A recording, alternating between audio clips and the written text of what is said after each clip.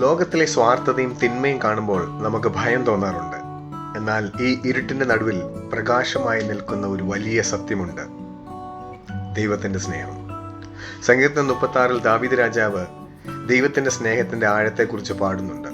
ദാവീദ് പറയുന്നു, യഹോവേ, നിന്റെ ദയ ആകാശത്തോളവും നിന്റെ വിശ്വസത മേഘങ്ങളോളവും എത്തുന്നു. വാക്യം 5. ഒരു കൊച്ചു കഥ പറഞ്ഞോട്ടെ. ഒരിക്കലൊരു ചെറിയ കുട്ടി കടൽ തീരത്തിരുന്ന് വലിയൊരു പാത്രത്തിൽ കടലിലെ വെള്ളം കോരിയെടുക്കുവാൻ ശ്രമിക്കുകയായിരുന്നു. അവൻ വിചാരിച്ചു തനിക്ക് കടലിലെ മുഴുവൻ ഈ പാത്രത്തിൽ നിറയ്ക്കാമെന്നാണ്. അപ്പോൾ അവന്റെ അച്ഛൻ വന്ന് ചോദിച്ചു, മോനെ, നീ എന്താണ് ഈ ചെയ്യുന്നത്? കുട്ടി പറഞ്ഞു, അച്ഛാ, ഞാൻ ഈ കടൽ മുഴുവൻ എൻ്റെ പാത്രത്തിലാക്കാൻ നോക്കിയാണ്. അച്ഛൻ ചിരിച്ചുകൊണ്ട് പറഞ്ഞു, മോനെ, കടൽ വളരെ വലുതാണ്, നിന്റെ പാത്രം ചെറുതും. കടലിനെ നിന്റെ പാത്രത്തിലാക്കാൻ കഴിയില്ല. പകരം കടലിന്റെ ഉള്ളിലേക്ക് നിനക്ക് ഇറങ്ങി നടക്കാം. ദൈവത്തിന്റെ സ്നേഹം ഈ സമുദ്രം പോലെയാണ്. നമ്മുടെ ചെറിയ ബുദ്ധി കൊണ്ട് നമുക്ക് ദൈവത്തിന്റെ സ്നേഹം അളക്കാൻ കഴിയില്ല. പക്ഷേ ആ സ്നേഹത്തിന്റെ ആഴങ്ങളിലേക്ക് നമുക്ക് ഇറങ്ങി നടക്കാൻ പറ്റും.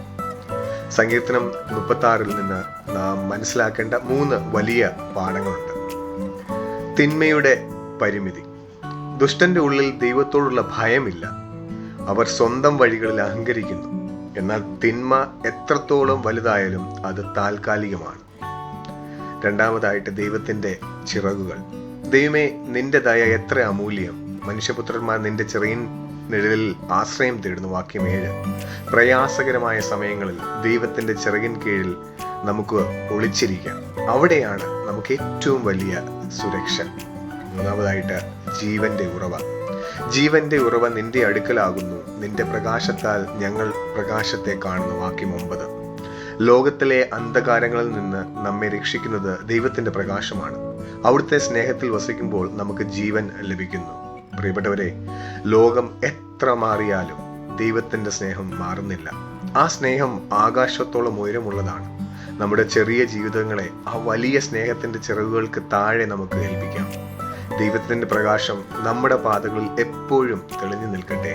കർത്താവേ, നിന്റെ അമൂല്യമായ സ്നേഹത്തിന് നന്ദി.